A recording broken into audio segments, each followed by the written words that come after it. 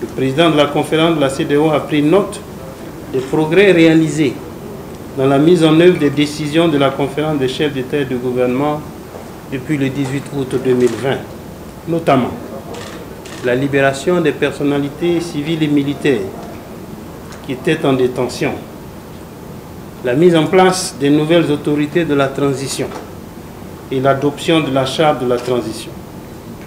Il a félicité le président de la transition, le vice-président et le premier ministre pour leur nomination et les a encouragés à œuvrer pour une transition réussie.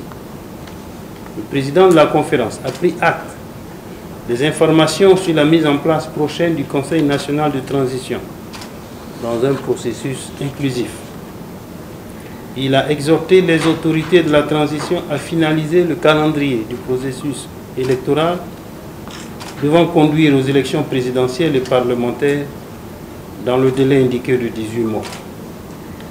Il a encouragé les autorités de la transition à œuvrer pour le renforcement de la sécurité du Mali ainsi que de la sécurité régionale.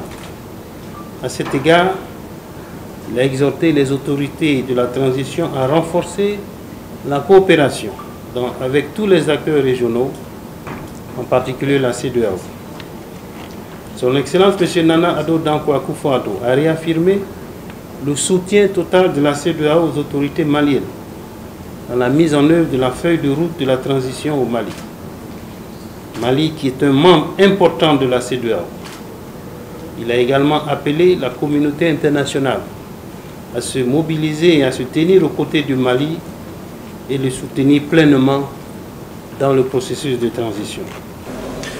Cette visite est aussi une visite utile parce qu'elle a permis au président en exercice de la CEDEAO d'avoir des échanges de vues avec les autorités de la transition, avec les autorités politiques, mais aussi avec le corps diplomatique qui recouvre les partenaires de notre pays.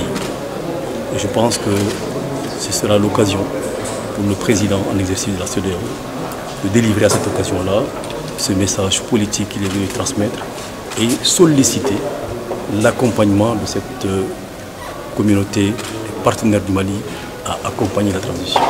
Puisque vous le savez, notre pays aujourd'hui fait face à des défis importants, nombreux et souvent complexes, qui nécessitent, au-delà des efforts de notre pays, l'engagement de nos partenaires à nos côtés. C'est aussi une visite qui a été constructive, puisque à l'issue de nos échanges, nous sommes parvenus à dégager des voies et moyens permettant précisément de structurer l'accompagnement de la CEDEAO et de nos partenaires à nos côtés. Je pense que les semaines et les mois à venir permettront à notre pays de continuer sa progression vers une sortie rapide et donc vers un redressement du Mali.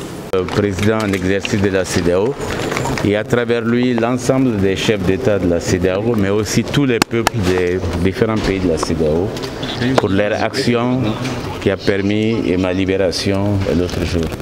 Je crois que c'est un grand moment.